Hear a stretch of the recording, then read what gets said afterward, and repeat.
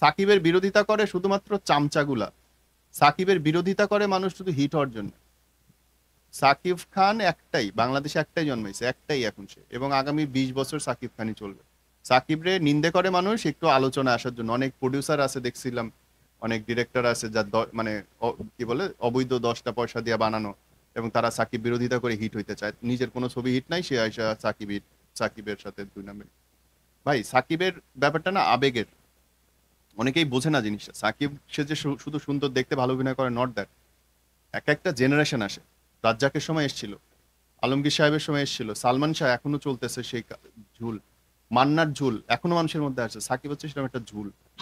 সাকিব শুধু অভিনেতা বললে ভুল হবে, উনি একটা আসলে যুগ, এবং উনার বিকল্প নাই।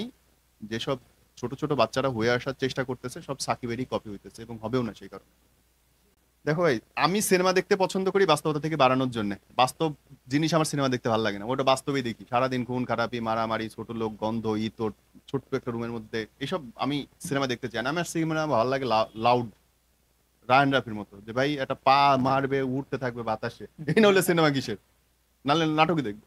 তো সিনেমা আমার কাছে মনে হয় অনেক সম্ভাবনা হয়, বাংলাদেশের সিনেমা এখনো হিট হবে যদি বানাইতে পারে। ভাই যদি 10টা প্রিয়তমা যদি রেকর্ড ভাঙতে পারে, তাহলে তুমি আমি কেন পারি না? এটা ইচ্ছের ব্যাপার যে আমি কতটুকু ওন করছি। সিনেমায় যাওয়াটা আমার জন্য খুব লোভনীয় ছিল। ধরো ভাই, আমি এখনো যেমন মনে মনে, আমার মনের মধ্যে এখনো জসিম ঘুরে বেড়ায়, রুবেল ঘুরে বেড়ায়, নায়ক মান্না আমার কাছে এখনো বাংলাদেশের সর্বকালের সর্বশ্রেষ্ঠ নায়কদের একজন মনে হয়। সবচেয়ে জনপ্রিয় নায়ক এখনো আমার কাছে মনে হয় মান্না। মানে আমি আমি ফিল করি ব্যাপারটা, সিনেমা বাঙালির কালচারের মধ্যে মিশে আছে। সো আমি চাইছিলাম, বাট আনফর্চুনেটলি যেহেতু আমি দেখতে শিখতে খুব একটা ভালো নাই, কপালে খুব একটা হয় নাই, সো হয় নাই, মেনে নিয়েছি।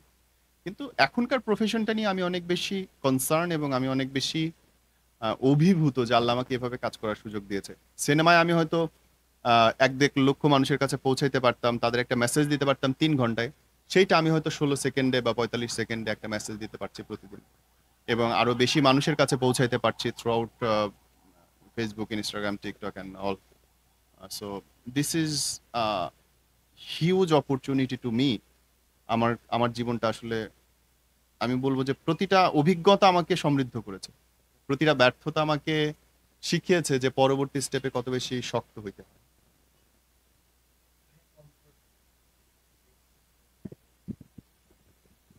আমার কমফোর্ট জোন হচ্ছে লিসনিং। আমার সবচেয়ে বড় শক্তি হচ্ছে শোনার ক্ষমতা, যেটা খুব কম মানুষের আছে। সব মানুষ বলতে পারে, আমি চোখের ভাষা শুনতে পারি, মানুষের লোমকূপের অনুভূতি শুনতে পারি। সে নিশ্চুপ বসে থাকলে তার মনের মধ্যে হাজারটা কষ্ট আমি শুনতে পারি, যেটা আর কেউ পারে। I M a very good listener. না, বাংলাদেশ, ও মাই গড, ও মাই গড, ও মাই গড, হাজারটা সুযোগ আসছে আমার বিদেশে চলে যাওয়ার, আমি এখন পর্যন্ত যাইনি। লক্ষ কোটি সুযোগ আসলে আমি এই দেশ ছেড়ে যাব না। আমি এখানটায় জন্মাইছি, আমি এখানটায় মরতে চাই। হয় আমাকে কেউ মেরে ফেলবে, না হয় আমি মরে যাব, কিন্তু আমি এই দেশের মাটিতেই মরতে চাই। সেটা সুস্থ মৃত্যু হোক, অসুস্থ মৃত্যু হোক, বা আমি বাংলাদেশের বাইরে যেতে চাই না। এই দেশের চেয়ে সুন্দর, এই দেশের চেয়ে সম্ভাবনাময়, এই দেশের চেয়ে ভালো বেঁচে থাকার দুনিয়াতে আর কোনো দেশ নেই। যারা বলে দেশ অনেক খারাপ, এরা হয় সুবিধা বঞ্চিত, না হয় অনেক লোভী। আমি দেশের জন্য কিছু করি নাই, দেশের কাছ থেকে আমি চাইবো কোন কোন লজ্জা? সো আগে নিজের দায়িত্বটা পালন করেন, নিজের সুস্থ সুন্দর নাগরিক হন, তারপরে চান। আমরা কেউ সুস্থ নাগরিক না। রাস্তায় দাঁড়ান, 10 মিনিট দাঁড়ান, কান ঝালাপালা হয়ে যাবে হর্নের শব্দে। কেন রে ভাই? তাহলে আপনি আরেকজনকে গালি দিতেছেন, আপনিও তো সেম ভুলটা করতেছেন। সিস্টেম আমি আপনি, আপনি হর্ন দেওয়া বন্ধ করেন, সবাই হর্ন দেওয়া বন্ধ করবে। আপনি রাস্তা দৌড়ায় পার হওয়া বন্ধ করেন, সবাই পার হওয়া বন্ধ করবেন। সিস্টেম আমি আপনি, কাউকে দোষ দিয়ে লাভ নেই। পুলিশ ঠিক করে দেবে, পুলিশকে, পুলিশে তো আমি আপনি এই সমাজের অংশ। রাষ্ট্র ব্যবস্থা ঠিক করে দেবে, প্রধানমন্ত্রী ঠিক করবে, করবে না। আল্লাপাক বলছে কি যে তুমি সেই রকম রাষ্ট্রনায়ক পাবা যে রকম তুমি, তোমার দেশের মানুষ। আমি ভালো না, আমি একটা ভালো নেতা কেমনে আশা করবো? সম্ভব না। চোর বাটপাটি আমাদের দেশের নেতা হবে, সেটাই স্বাভাবিক, কারণ আমরা বড় চোর। 10 টাকা করে থাকতে দেখলে আমরা লোভ সামলাতে পারি না।